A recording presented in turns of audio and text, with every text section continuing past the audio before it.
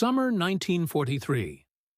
The fields of Western Russia swayed in silence.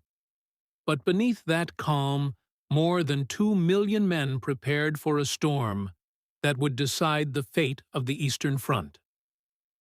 After Stalingrad, Germany was bleeding. Yet Hitler wanted one more decisive victory. He believed a single massive strike could cut off the Soviet salient around the city of Kursk and restore his crumbling front.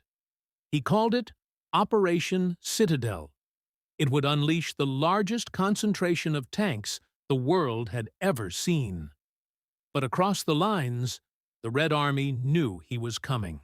They built defenses 190 miles deep, minefields, bunkers, trenches, and gun nests stretching beyond the horizon. For weeks, Soviet engineers turned open farmland into a fortress. Both sides were preparing for an apocalypse. July 5, 1943. Dawn. The thunder began. Nearly 3,000 German tanks rolled forward.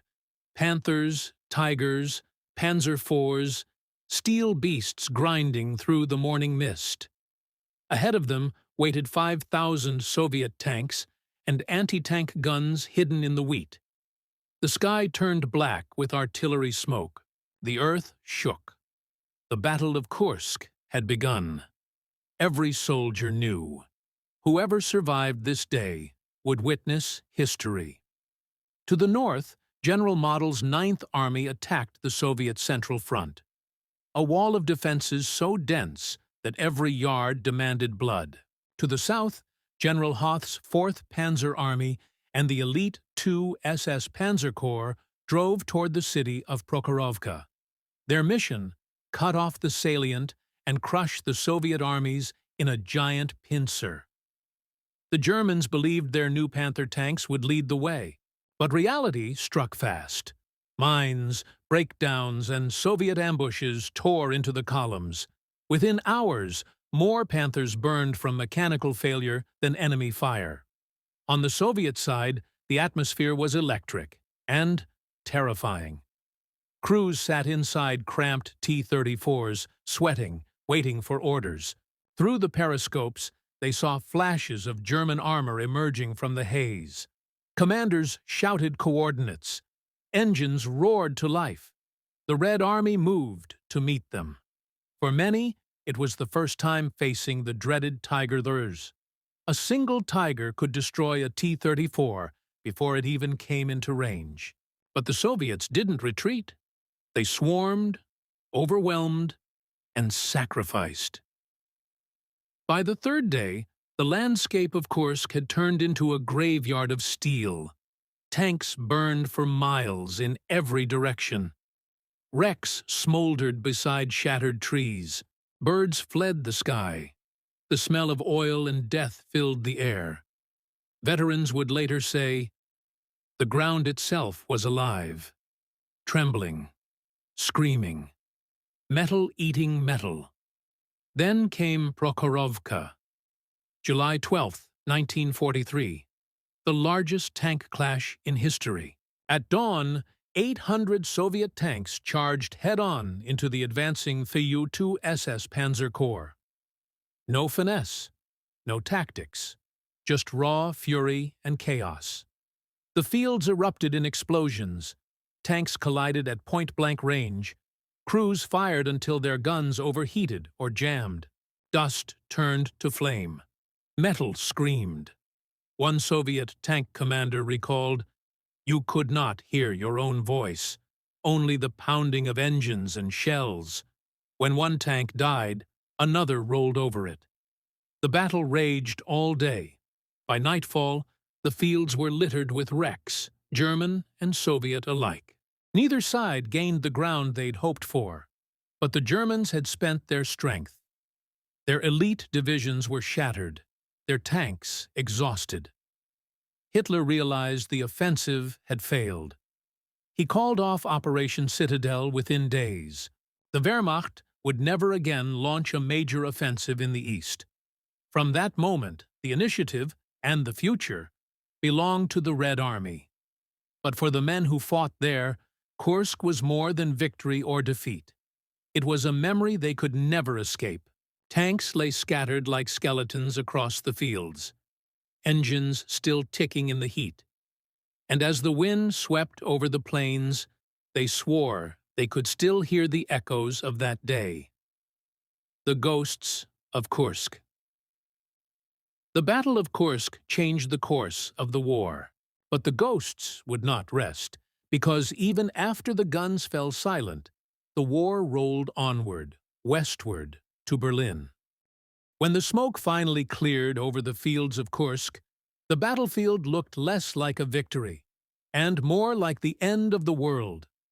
For miles in every direction, the land was unrecognizable. The earth had been torn open by thousands of shells. The wheat fields, once golden, were now blackened by fire and oil. Charred tanks, twisted guns, and shattered steel littered the landscape. Even the air itself was heavy with the stench of burnt fuel and death. Men who survived didn't cheer. They didn't even speak. They just stared, blankly, at what was left of the greatest tank battle in history. For the Germans, Kursk wasn't just a defeat. It was a wound that would never heal. They had gambled everything on one final blow to break the Red Army, and lost it all. In the days that followed, silence covered the battlefield like a shroud. Only the wind moved, whispering through the burnt grass and the open hatches of destroyed tanks. But that silence didn't last long. The Red Army, fueled by revenge and momentum, turned defense into attack. Within days, massive counteroffensives began across the front. From Orel in the north to Belgorod in the south, thousands of Soviet tanks roared forward. Many patched together overnight with scavenged armor and spare parts pulled from wrecked machines. They weren't pretty, they weren't perfect, but they moved, and that was enough. For the Germans, the retreat was chaos. The once proud Panzer divisions were now bleeding from every direction. Their supply lines were broken, their communications jammed. Even their commanders no longer trusted the maps, because every village they marked as secure was gone by the next day. Soldiers who once laughed at Soviet tactics now fought for survival, abandoning tanks, running through burning forests, their boots melting in the heat of their own destroyed vehicles. For every Tiger that rolled forward, there were 10 Soviet guns waiting.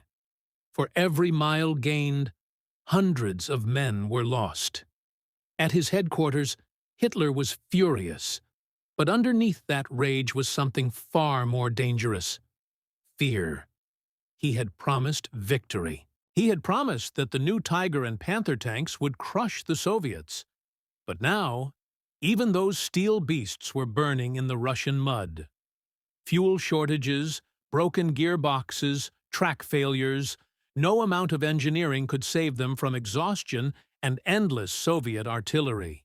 Behind closed doors, generals whispered what no one dared to say aloud. Germany would never recover from Kursk. For the soldiers on the ground, Kursk became a ghost story. Men spoke of fields that glowed red at night, not from fire, but from the reflection of thousands of burning tanks. They said you could hear the echo of engines long after the fighting stopped, and smell the oil for miles. Tank crews who survived described the horror in silence. One Soviet commander wrote, "The ground was moving, not from the wind, but from the crawling of wounded men beneath the wrecks." The Red Army celebrated victory, but even the victors felt hollow. Kursk had cost them more than 250,000 men and thousands of tanks. For every T-34 that survived, 2 more lay twisted and burning. Tank crews often slept inside the very machines that had become tombs for their friends. And when they advanced, they rolled over the wrecks of their own. But through that sacrifice, they had broken the back of the Wehrmacht. They had taken the first step toward Berlin. After Kursk, the Eastern Front changed forever. No longer would Germany dictate the pace of war. From now on, it would be the Red Army that pushed, and the Germans who ran. For the first time, Soviet soldiers could look west and say, "We will go home through Berlin." Years later, those who returned to Kursk said the land never healed. Farmers plowed around the skeletons of tanks half buried in the soil. Children played on turrets that once spat fire. Even decades later, metal detectors still found shells, medals, and bones.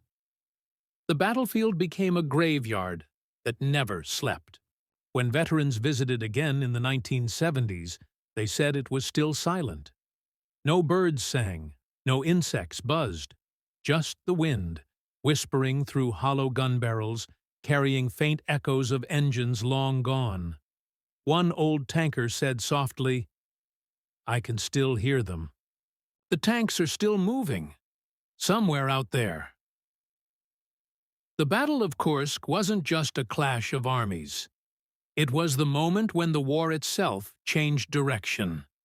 It was where the myth of German invincibility ended, and the long, brutal road to Berlin began. But for those who fought there, Kursk never ended, because some battles don't fade with time. They echo.